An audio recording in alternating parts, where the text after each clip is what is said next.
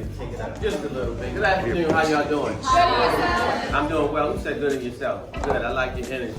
So, super excited. Thanks to my good brother Tony Roberts for having me here, Miss Button, and everybody else. I'm really appreciative of y'all being here on an afternoon. Because I know when I was in high school, to get me in the library after school is ended, that was a no-go. Like, Rashad was gone. So I really, really appreciate y'all being here. And one of the things before I even begin the process of actually reading, I want y'all to think about every decision that you make.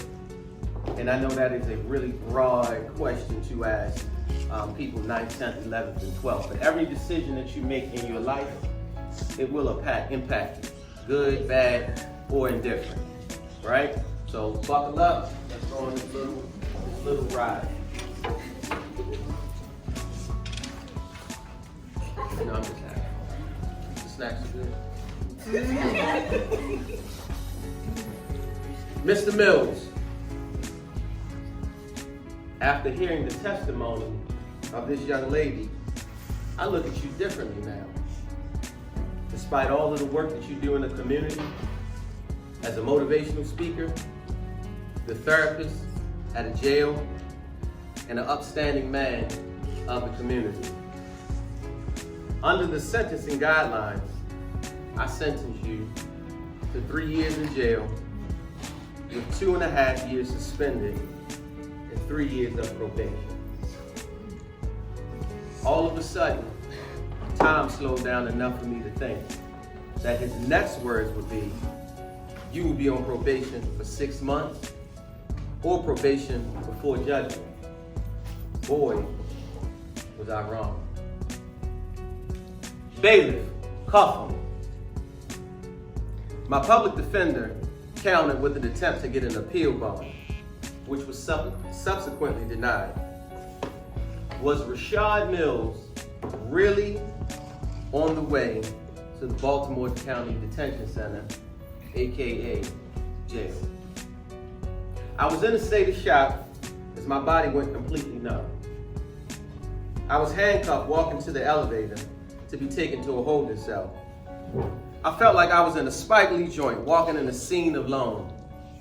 All of the focus and the weight of the world was upon me. Strangely enough, I was able to process the following thought. God, I trust you, but what about my kids? What about my job? What about my house? What about my life? I knew I was trusting God, but I didn't have any idea of what I was trusting God for. Prior to being taken to a holding cell, I had my first of many encounters with a correctional officer who didn't care at all about Rashad BowTie Mills.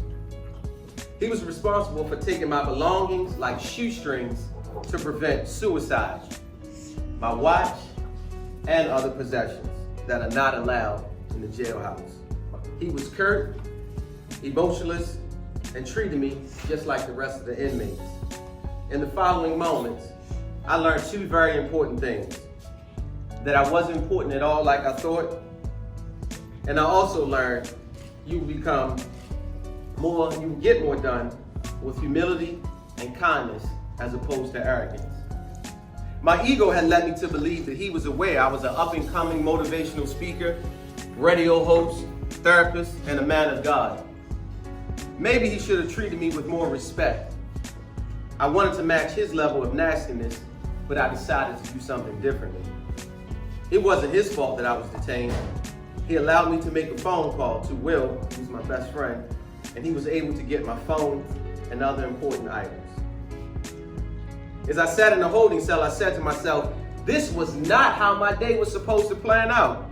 Truthfully, I was planning to purchase a new phone, to get some coffee, and prepare for my weekly radio show. The other guys, detainees in the cell, gave me a puzzling look. I could feel their eyes looking at me. And I was preparing for my first jailhouse fight because they probably sensed that I wasn't the typical jailhouse dude, if anything even exists. Keep in mind, I was dressed in my normal attire, which included dress slacks, dress shirt, slippery earls, and my signature piece, a nice bow tie. The ice was finally broken when I was asked, dude, why are you here? I hesitated for a moment, and then I shared the following story. The reaction from both of the young men was the same. What in the hell is that charge? And you got how much time for that? I was charged with telephone misuse or excessive calls. What? That was my reaction. So now I think it's the perfect time to open it up for questions. And I'm assuming as this gentleman, what's your name? Daniel? Yes, sir. I'm assuming that many of the questions or the responses going to be just like Daniel. So actually I'm going to start there. I'm going to actually answer your question before you formally gave me the question. What? That was my response before I walked into that courtroom on June 18, 2018, excuse me. Yes. So when I walked into the courtroom right out in Towson, I knew that my day would consist of what I just read. That I would literally walk in, it's a misdemeanor charge, I would be in and out, and really I had a plan to go purchase a new iPhone at that time. So my day was set, like in and out, give me some Starbucks, a new phone, play around with the phone. This is gonna be a great day, prepare for my radio show that night. And when the judge uttered those words, it changed the complexity of my life forever. So what happened was, I was dating a young lady at the time, and for one moment, I lost my cool. And I called her 40 to 50 times back to back to really, I'm just gonna be 100% honest with you, express my frustrations and curse her out for something that happened. 40. She said, I do that to my mom all the time. My mother called me. So at this point, right, I'm gonna be honest, at this point, I'm like, wow, this is, what is this? What is this? I didn't even know that charge even existed. So listen 1 second. The reason why, listen up ladies, the reason why that I was very specific and I started off. It exactly says in Maryland law. Right. I don't know if that's a law anywhere, but it says in Maryland when I looked it up. So it is. It's a actual law that they consider that like harassment. Oh, that's normal for students. Yeah, that's normal. That's normal for students. So again, let me go back real quick and then I'll open it up for questions and let me know how much time. Make sure everybody gets that amount of time. The reason why I started off saying that every decision that you make, good, bad, or indifferent, right? And let's take it from even a everyday perspective for you guys. Coming into school, right? Listening to parents, listening to teachers.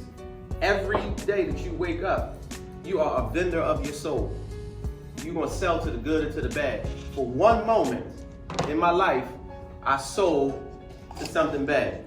Changed the course of my life. So this book is really all about decisions. I later found out that that is actually a law. Actually a law. My intent was, really, I'm gonna be honest, I lost my cool. And the interesting thing about it is I'm a licensed clinical professional counselor. So what I advise people to do, or educate them to do, or encourage them to do, I didn't even buy into my own stuff. So you gotta practice what you preach. Like, you can't tell your homeboy, your homegirl, yo, go to school. You can't tell your little sister, your little brother, listen to mommy and listen to daddy, if in fact you're not actually following the same advice that you give other people if you're not doing it yourself. Because here's a very interesting thing, and it's in the book, and I'm gonna leave a few copies for your students. I was actually detained with young men that I used to work with at the Baltimore City Juvenile Justice Center. So I wanna paint this picture for you.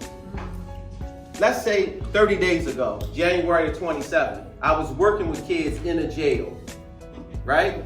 Paint this picture.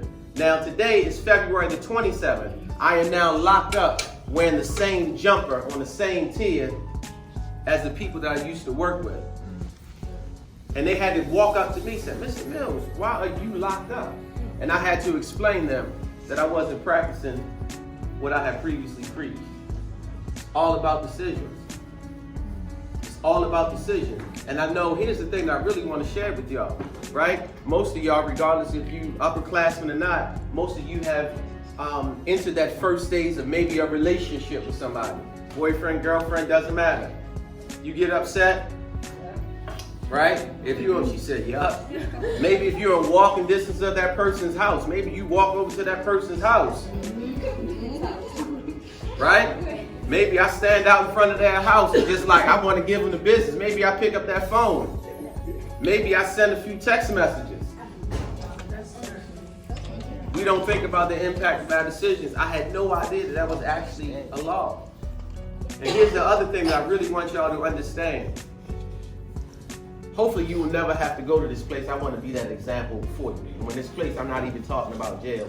Hopefully you never have to get to a place in your life where you can only appreciate something because it's previously been taken from you.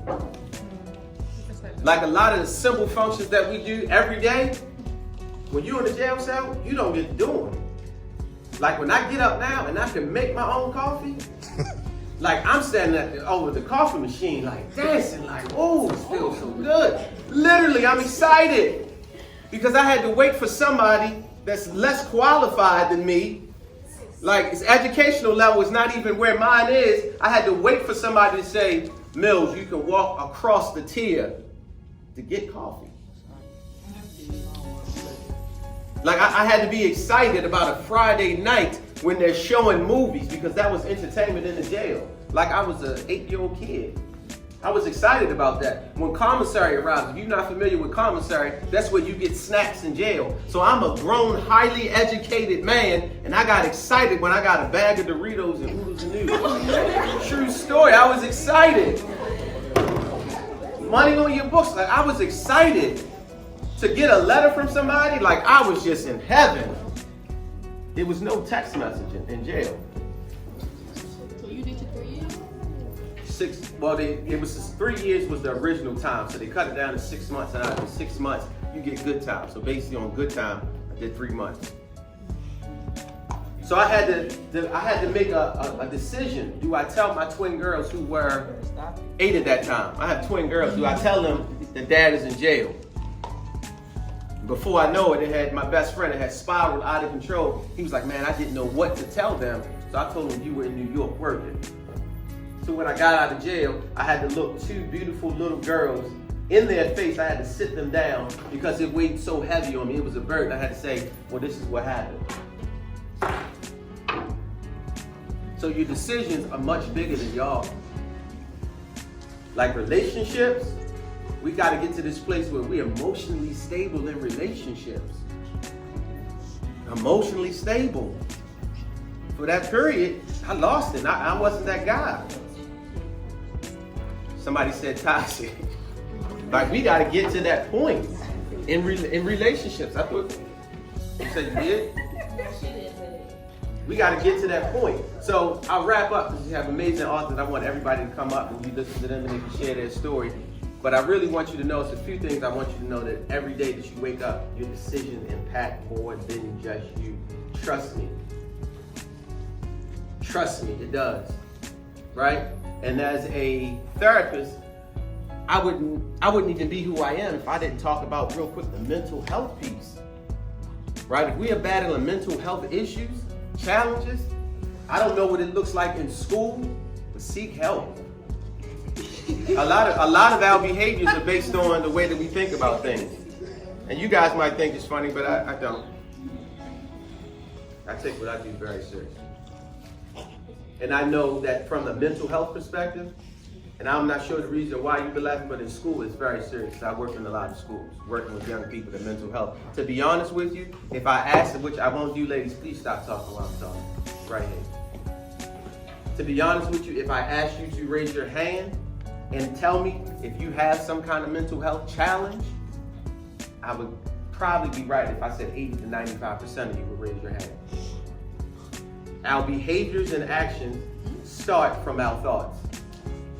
And if we don't have healthy thoughts, we don't have healthy behaviors. If we don't have healthy thoughts, we're not going to produce healthy emotions. What I did, that wasn't coming from a healthy place. So number one, every decision is going to impact somebody greater than you. Number two, check in with your mental health occasionally. I'm going to give you 1 second. Check in with your mental health occasionally. It's very important. And then here's the last part. This book is really, I think, it's a playbook to how to overcome trying points in your life. Literally, I was at a school today, and I was talking about reach beyond the break. Like, this could have broke me, but it didn't break me because I knew what it was like to see a father do 30 years in jail, which my biological father is working on his 30th year in jail, in 2 different segments. I knew what that looked like, that I'm the only man in my family with a college degree. Like, would I allow this to break me, or would I come out with something tangible to help people? Don't allow yourself to be broken by anything in life. Nothing is bad as you think. Trust me. First couple of days in the jail cell, I thought it was the worst thing ever. The worst thing ever. But then I said, it's really not that bad. I'm gonna get out one day. And when I get out, I'm gonna get out even more motivated. I'm gonna open it up for questions. I got you. She had a hand up. Yes, ma'am. It wasn't more of a question, it's more about the statement. Yep. I was just saying, like, when you said how many of us will say that we have like a mental illness or like a battle with ourselves, I would say, I would agree with your number, but I would think that most of us wouldn't admit that. Because a lot of people don't admit they have a problem. Right, and that's a great point. So both of those points, right? A lot of people wouldn't admit it, and some people don't know. Exactly. Some people don't know. So I would say, like, I agree with your number, and I think that's the truth. So I don't think everybody in here would agree with that. No, I wouldn't even do that. I would be irresponsible as a therapist to do so. But if I did, I would imagine that people are honest. I think about 80-85%. I work with a lot of young people that are battling a lot. Going through high school alone, you're battling a lot, right? You're worried about social media, boyfriends, girlfriends. A lot of us, we're upperclassmen. We have the pressure of college, right? We got situations in our house with our parents, so it's a lot. It's a lot. Good point, yes ma'am. 3 months. 101 days to be exact. And 1 second is, I was counting, you better believe it. You better, 1 second is too long. Count gonna make it longer. Does it make it longer? Yeah. Not really. Not really.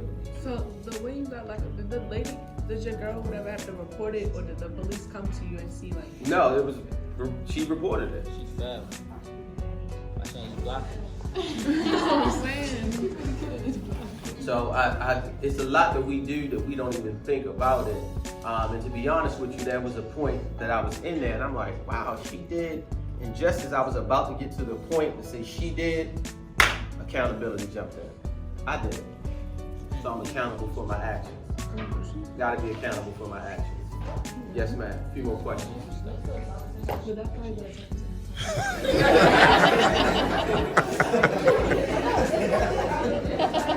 No, that was a legitimate question. So the young lady asked, do you still talk to her? Based on my facial expression alone, we know the answer to that. But that was a great question. That was a great question.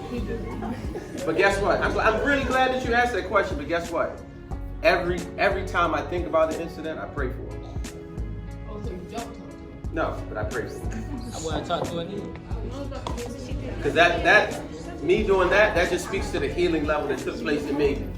Any more questions? Yeah, that's the healthy. Sir. All right. Right? You look like you're in the same shop. They just, all right, thank you. I appreciate it. Thank you.